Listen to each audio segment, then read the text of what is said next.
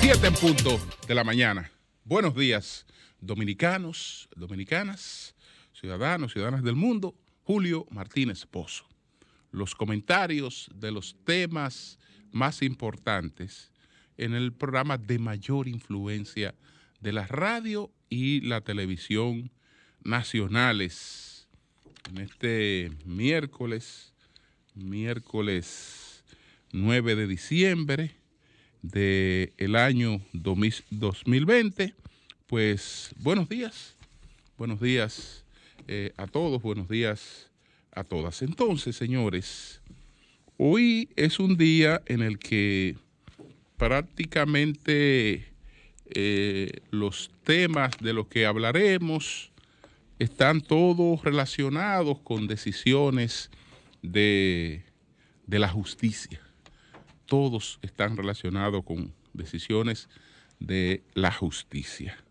Queremos desear la pronta recuperación de la alcaldesa de Santo Domingo, Carolina Mejía, que ayer informó que se encuentra positiva de COVID-19, asintomática. En su familia, sus padres,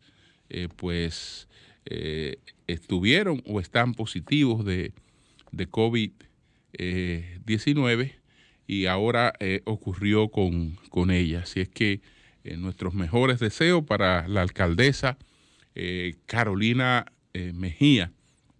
Ayer el equipo, parte del equipo del Sol de la Mañana, estuvimos compartiendo con Neney Cabrera y su equipo, que está en la dirección de los programas especiales de la presidencia, que ahora tiene, digamos, otras responsabilidades adicionadas. Y el tema básico que estuvimos tratando con él es el de la tarjeta que ha habilitado el gobierno para un obsequio de Navidad que tiene la pretensión de que ese obsequio llegue a personas que no tienen otros ingresos. Entonces, esta tarjeta en la que el gobierno ha depositado unos 1.500 millones de pesos en el Banco de Reserva para hacer distribución de esta tarjeta a nivel nacional, y los beneficiarios dispondrán de 1.500 pesos en esa tarjeta que podrán consumir en alimentos en cualquier lugar donde el establecimiento tenga un verifón. Entonces, hay 350,000 personas que estaban ya definidas, ubicadas en el CIUBEN. Este plan no incluye a los empleados públicos, como decíamos en el día de ayer. Entonces, aparte de estas 350,000 que ya están ubicadas en personas que están por debajo de los niveles de pobreza y que sin embargo no tienen ningún beneficio de las políticas sociales, entonces el gobierno se va a valer de el auxilio de entidades comunitarias, también de los partidos políticos, y en esto decía Neney que no habrá exclusiones, que absolutamente todos los partidos políticos serán involucrados en la distribución de esta tarjeta, en el ánimo de que se entregue a personas que no tienen recursos. Es un cambio que se corresponde con lo que está ocurriendo en el país y en el mundo, una pandemia que hace que cualquier tipo de aglomeración se constituya en un peligro. Entonces, esta forma de reparto no llama a la aglomeración. Entonces, está entre sus características, está esta característica. Por demás, hay otros criterios. Yo creo que el gobierno ha querido cambiar la forma en la que se suplen estos planes sociales, porque hay esquemas que ya han sido desarrollados en estos mecanismos para suplir a estos programas sociales que de mantenerlos no hay manera. Si se sigue con la forma tradicional, no hay manera de que las mismas personas que han manejado tradicionalmente esos esquemas, pues no los sigan manejando. No hay manera de eso. Entonces, como el gobierno fue crítico de eso, ha buscado la forma de sustituirlo. Y este es un mecanismo. Sabemos que como mecanismo nuevo, como cambio, si bien es cierto que aporta, que innova, también choca con una tradición. Pero hay la disposición de estudiar, de vivir la experiencia y de que la propia experiencia permita la retroalimentación que la haga más eficiente. Entonces, saludamos esta ayuda, saludamos el interés que hay de que esto pues le llegue a la gente y el interés de que esto no sea excluyente. Entonces, ya esperaremos la ejecución, siempre deseando que haya eficiencia, que todo lo que se ha programado en este sentido se pueda llevar a cabo. Entonces, señores, bueno, ayer, por una parte, primero tenemos información sobre lo que sería el conocimiento del archivo definitivo del caso Odebrecht.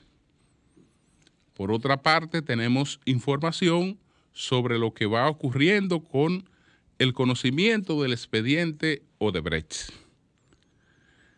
Por otra parte, entonces está ya el sometimiento del caso César el Abusador. Y entonces el principal tema que tiene que ver con el conocimiento de las medidas de coerción que dispuso ayer el magistrado Alejandro Vargas. Entonces iremos en ese mismo orden estableciendo algunas cosas. El Ministerio Público es uno solo y es prácticamente el mismo.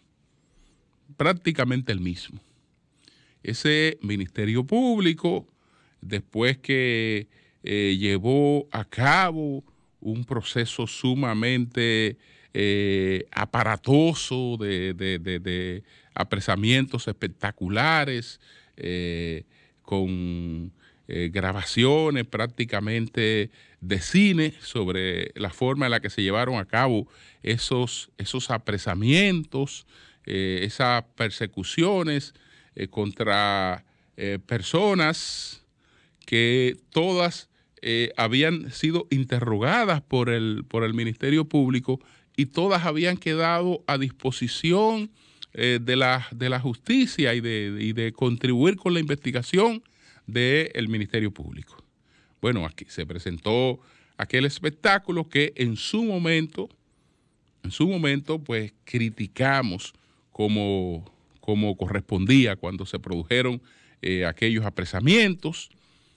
Criticamos también que esto se manejara con cierto exhibicionismo, que tras los apresamientos se produjera un discurso y que existiera una intención de usar esto como una tribuna para cualquier otra cosa, cualquier otro propósito.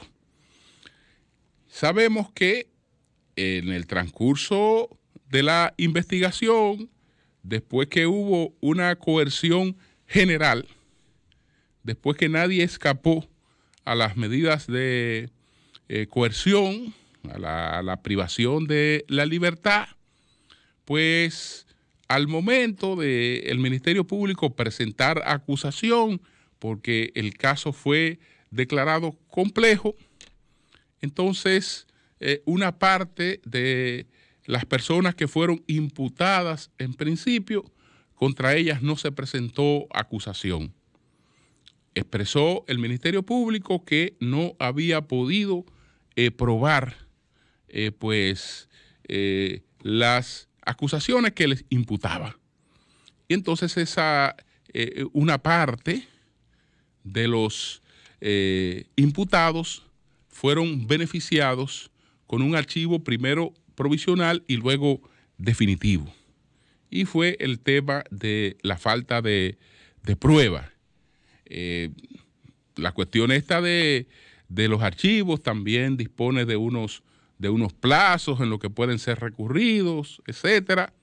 Y a menos que no se haya presentado una situación que explique que esos archivos pues fueron objeto de alguna irregularidad, pues ya son prácticamente acciones definitivas que el propio Ministerio Público que las llevó a cabo pues no tiene manera de que se levanten, además cuando no ha aparecido ningún tipo de elemento nuevo.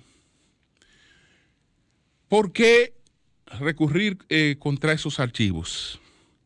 Se recurre contra esos archivos porque resulta que esos archivos que el Ministerio Público había mantenido con cierto sigilo, al descubrirse, al ponerse en manos por una sentencia de los que se mantienen encartados en el caso Odebrecht, pues pudieran ser usados como una prueba a descargo por los implicados en el expediente actual, porque algunos de ellos han de verse en el propio espejo de los que ya fueron objeto de un archivo definitivo y en ese caso pues plantear, magistrado, la situación que se da con esa persona, él aquí citada por el Ministerio Público en su archivo,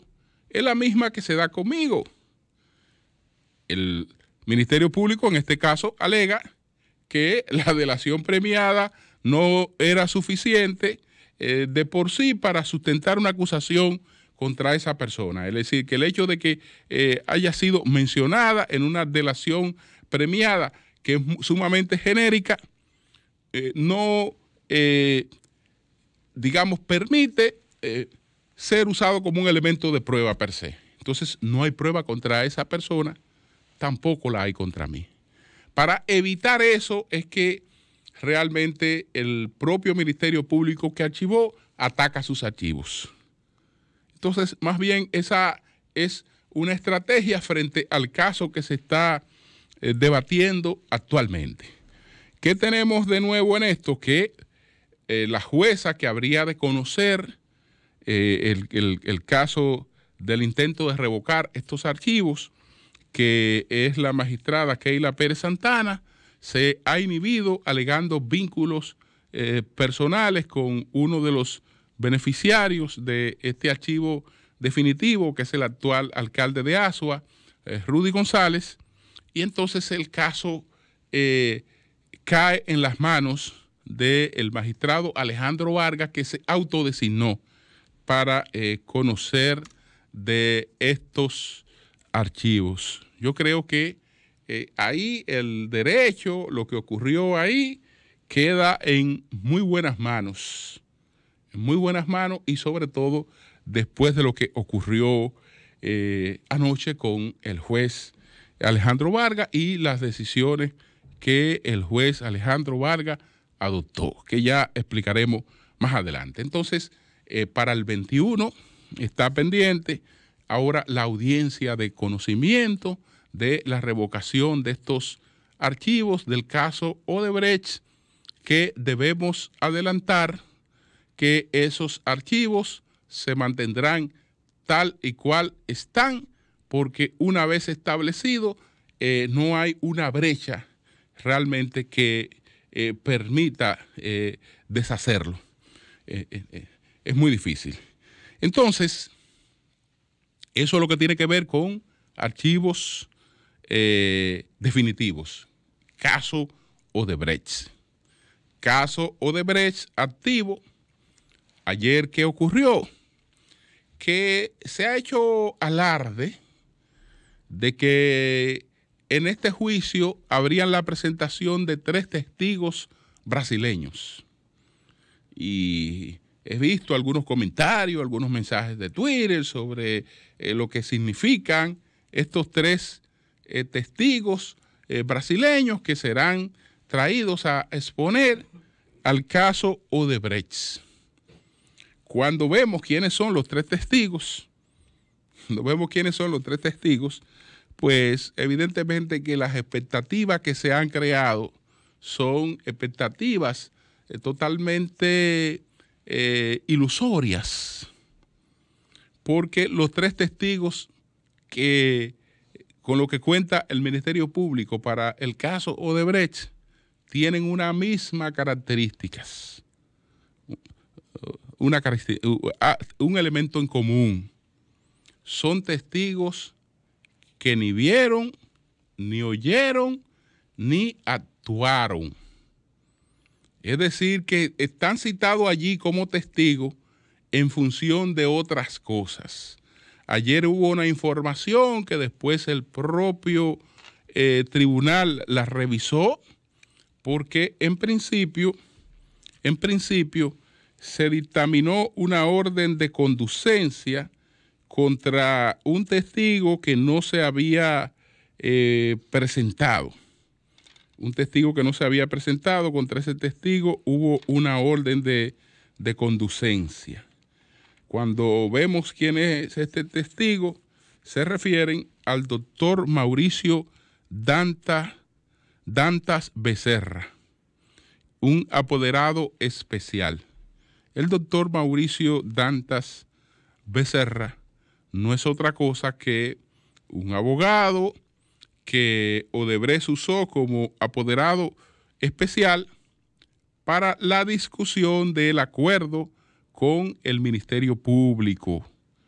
De hecho, es uno de los firmantes del acuerdo con el Ministerio Público, que está firmado por el doctor Jan Rodríguez, por la doctora Laura Guerrero Pelletier, por el doctor Mauricio Dantas Becerra, apoderado especial de Odebrecht, y por el licenciado Robert Valdés, que es abogado de Odebrecht.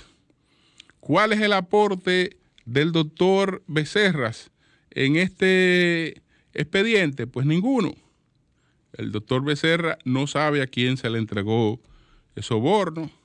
El doctor Becerra viene al país producto de una afirmación genérica que ha hecho Odebrecht, y en base a esa afirmación genérica suscribe un acuerdo con el Ministerio Público.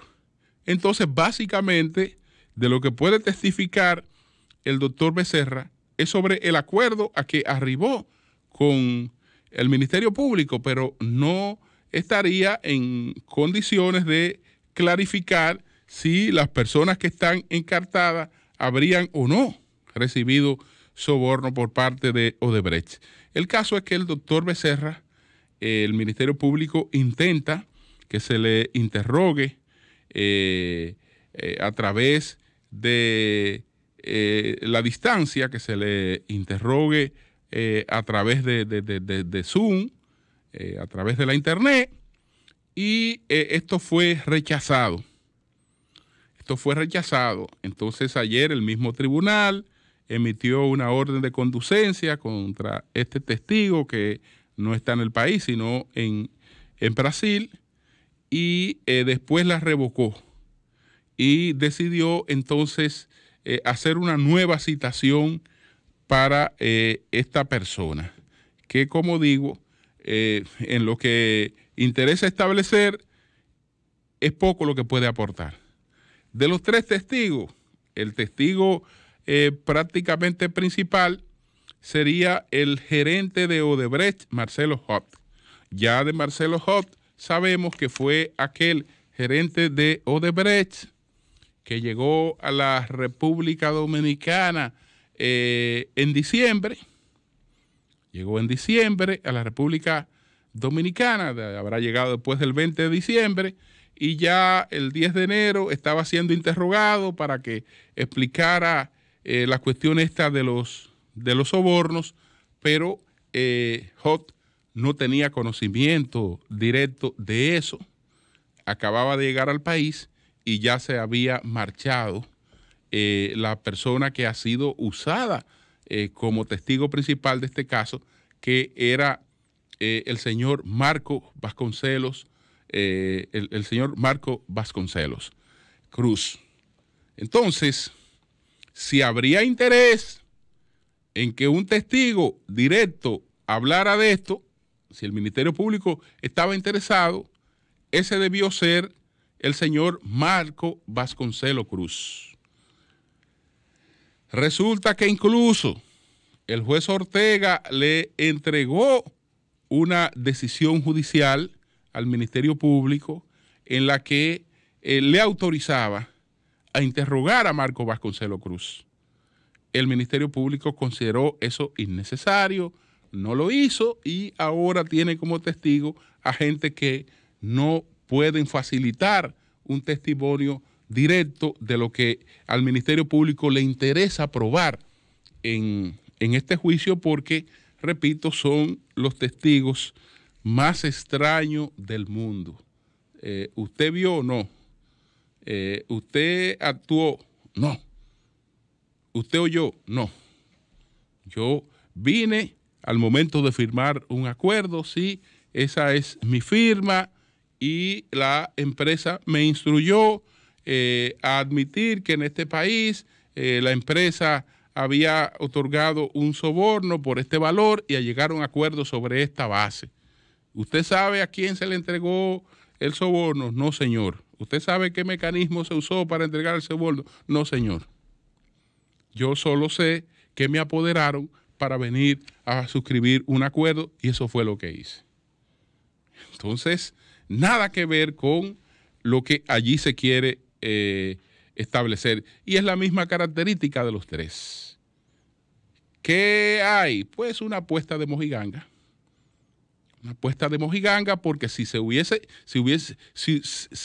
interés en un testigo real, ese testigo real debió ser el señor Marcos Vasconcelos Cruz.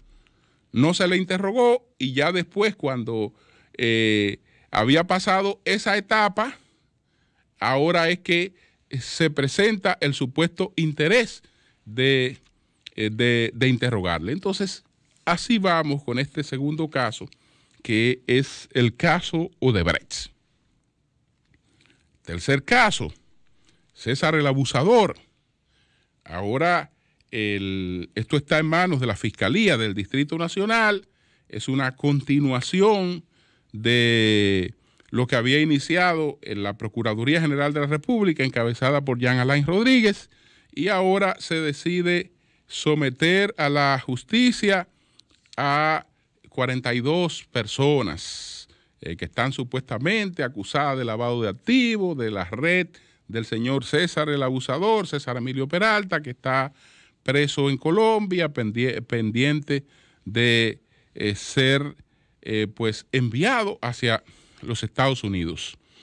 De las personas que fueron puestas a disposición de la justicia, que son sometidas, me llama la atención dos casos.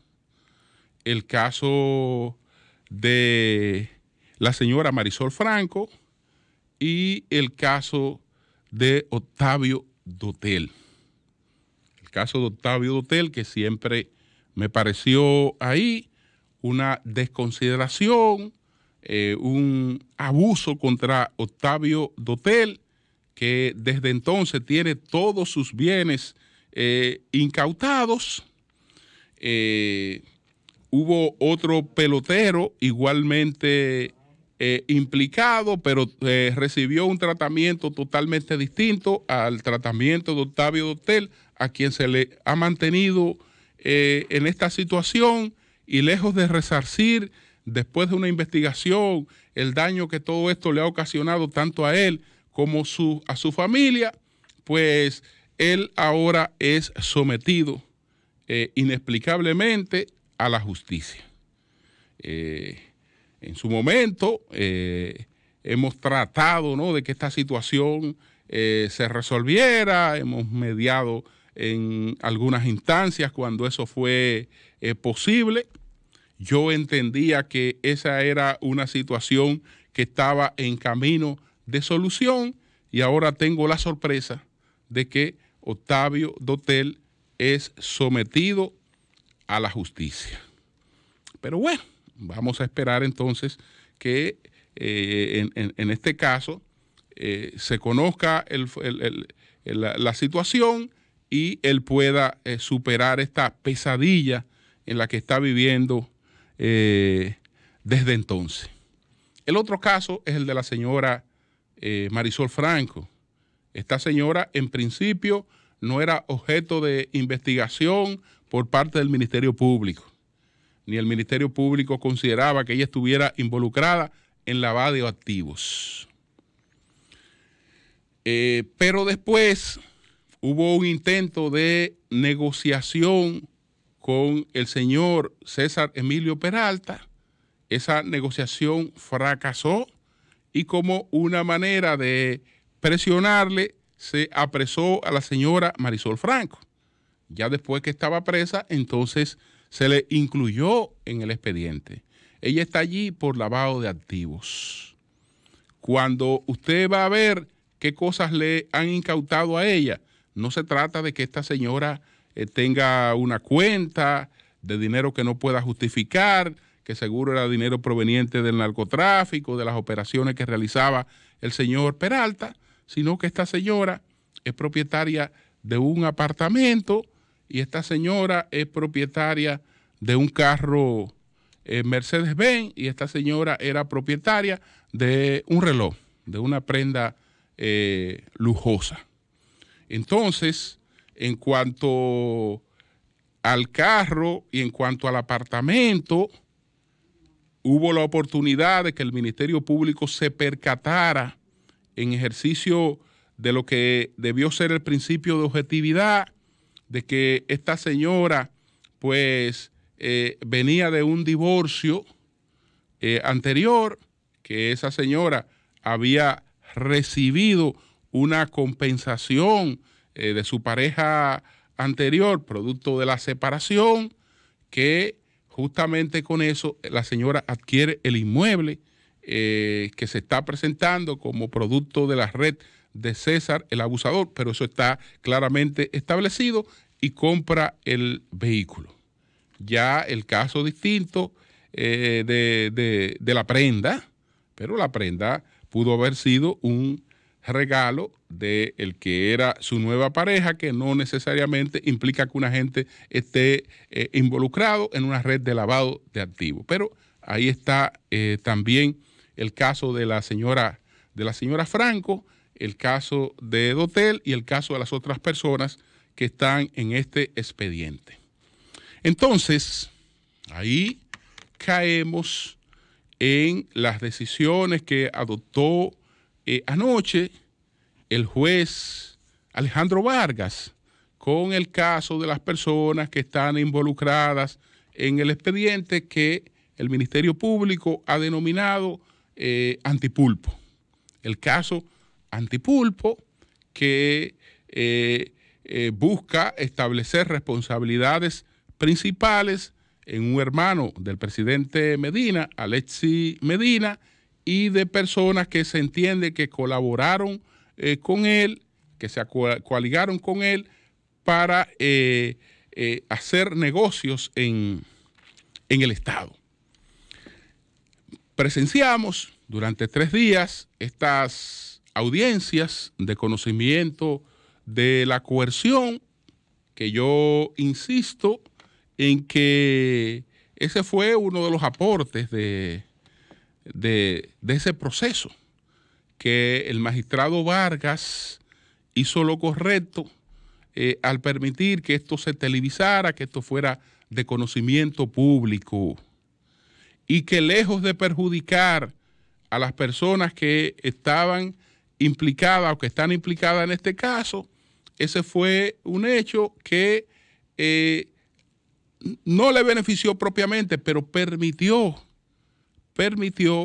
que se escuchara la campana de ellos, porque la otra ya era bastante conocida, y en función de esa otra campana, ya esas personas fueron apresadas y llegaron ahí señaladas por un estado de opinión como responsables de los hechos que le imputara el Ministerio Público. Y sabemos que incluso aquí se habían producido advertencias, que lo bueno que esto tiene, porque las cosas tienen aspectos negativos, pero tienen aspectos positivos. Esto tiene de bueno que en enero seguiremos con pandemia, seguiremos con precariedades económicas, pero la amenaza de que si en enero no hay presos, entonces vamos para la calle, pues esa amenaza, por lo menos por el momento, descansamos de ella. No hay problema. Se hablaba de que si no había un preso en enero, entonces volverían los movimientos sociales de protesta a las calles. No es que habrá un preso. Ya hay por lo menos 6 o 7 presos en enero. Es decir que ahí eso, por lo menos esa amenaza la posterga. Esa amenaza la posterga. Y qué bueno, porque además de la pandemia, además de la crisis económica, no creo que sería bueno que iniciáramos el año con esas amenazas. Lo que se presenció en la medida de coerción permitió a una parte de la población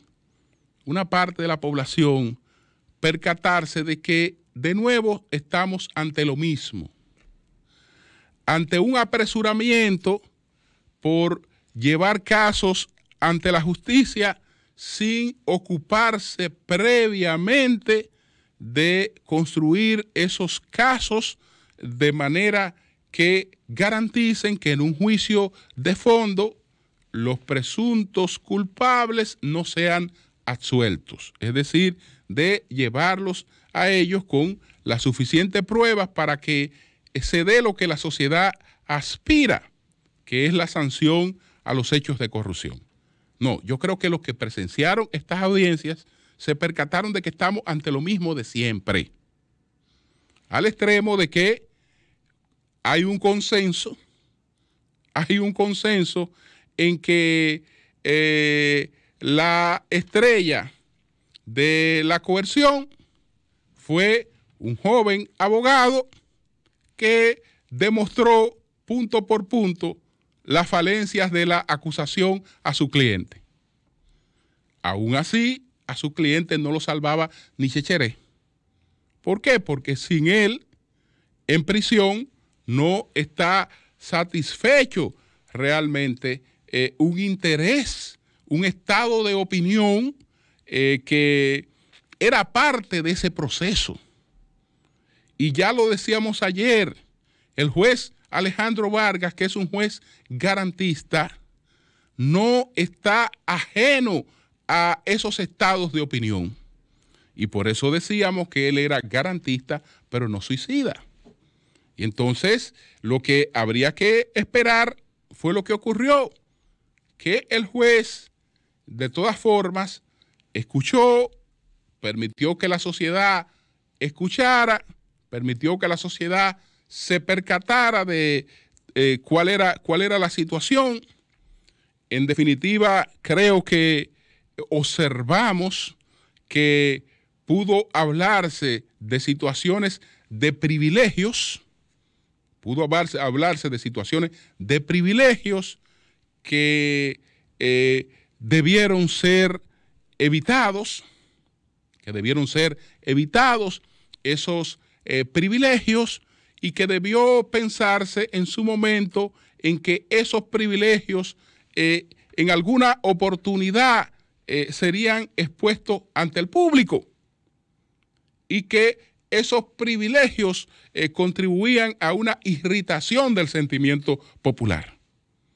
Y eso es innegable que se observaron en las exposiciones que allí se hicieron. Lo que no significa eso que la denuncia de esos privilegios, la exposición de esos privilegios, pues fuera subsumida en casos penales. El juez se encargó, porque sabe que lo que se expuso y lo que el país vio, para los que tienen conocimientos, se trataba de cuestiones administrativas que no estaban dentro de su competencia incluso. Pero el juez, sobre esas cosas administrativas, se amparó en algunos planteamientos que él hizo de manera muy razonada en el día de ayer. ¿Qué dijo? Yo no estoy en capacidad de establecer si el Ministerio Público en esto me está mintiendo o está planteando la verdad. Pero en principio yo tengo que confiar en la fe pública de ese Ministerio Público que ha establecido que está haciendo unas investigaciones de casos aparentemente administrativos, pero que en el fondo pueden traducir algunos delitos penales. Y él, entresacando, mencionó algunas cosas en las que él entiende que pudo haberse producido alguna coalición y que ese tipo de coalición pudo haber llevado a estafas y a engaños. Pero, desde luego, él está hablando de suposiciones y lo admitió, porque no le correspondía establecer otra cosa, pero tenía que justificar el poder establecer medidas de coerción, a pesar de que en gran medida en todos los debates de este proceso queda claramente establecida que las personas que han sido llevadas ante él son personas que bien pudieran estar sometidas al proceso que tienen que enfrentar sin que estuvieran en prisión. Que esas personas pudieran estar, como han quedado algunas, en prisión domiciliaria y con impedimento de salida, con sanciones económicas, pero no como ha ocurrido, la mayoría de ellas con prisión preventiva. Naturalmente, el Ministerio Público pedía 1 año de medida de coerción. El juez dijo, no, 1 año no, vamos a darle 3 meses. Y en eso mantuvo la coerción, pero no lo que estaba pidiendo realmente el Ministerio Público. De alguna manera,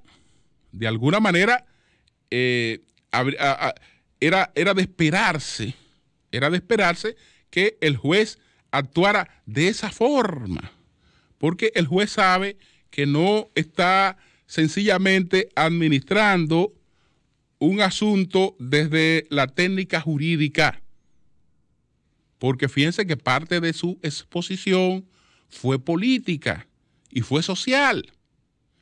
Y yo creo que él también dejó algunas advertencias que yo creo que son saludables. Creo que son saludables porque empezó, aunque no profundizó mucho en eso, porque no podía desmeritar el trabajo del Ministerio Público si al mismo tiempo iba a establecer las medidas de coerción, pero empezó pidiéndole al Ministerio Público que para la próxima haga algo que se supone que es elemental. Cuando usted me traiga a una persona aquí, favor, venir con las imputaciones específicas a esa persona. Por favor, en los casos futuros, hagan esto. Lo que quiere decir que en este expediente, para el conocimiento de la medida de coerción, eso no se había cumplido. Pero él lo dijo así y ya él no podía seguir más adelante porque entonces se caía todo lo demás. Se caía todo lo demás. Pero cuando digo que hizo alguna advertencia interesante, me gustó mucho que el juez pensara en el sistema de partidos y advirtiera, porque eso fue lo que hizo, aunque no lo dijo así, pero eso fue lo que hizo. Le advirtió al Ministerio Público que él no se va a dejar usar para persecuciones a un partido político, que él cree en la fortaleza de los partidos políticos. Que él cree en la fortaleza de los partidos políticos. Entonces, al establecer eso, está estableciendo de que realmente hay que darle a todo este tema el carácter de una persecución a la corrupción, no a una persecución política. Creo que el juez quiso también detener un poco algo que ha querido hacer el Ministerio Público desde el principio, que es decir que hay una cabeza superior, que hay una serie de cuestiones pretendiendo llevar estas imputaciones hasta la responsabilidad del presidente Danilo Medina. Yo creo que él, al poner al presidente Medina aparte de todo esto, porque las responsabilidades son individuales, también va en la misma onda en la que va cuando hace la advertencia sobre los partidos políticos. Yo creo que el juez ha actuado pensando en todo. El juez ha actuado pensando en la sociedad. Yo creo que el juez ha actuado pensando en la sociedad. Yo creo que lo que el magistrado Alejandro Vargas ha hecho es tratar de que se produjera allí lo más conveniente para un ambiente en términos sociales y políticos que no se descomponga en este país.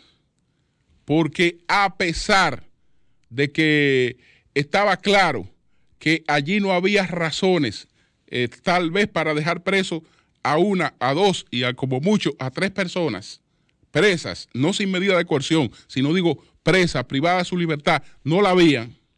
Una cosa es eso y otra cosa es lo que entienda la sociedad. Y si en cierta medida ese sentimiento no encuentra satisfacción, uno no sabe en qué degenere. Entonces, yo creo que estuvimos en manos de un juez que pensó un poquito en el derecho, acomodó las cositas ahí como pudo al derecho, porque eso era de lo menos que había ahí, pero que actuó como un componedor social. Y eso no creo que sea malo. Ya veremos qué pasa más adelante. Cambio y fuera. El sol de la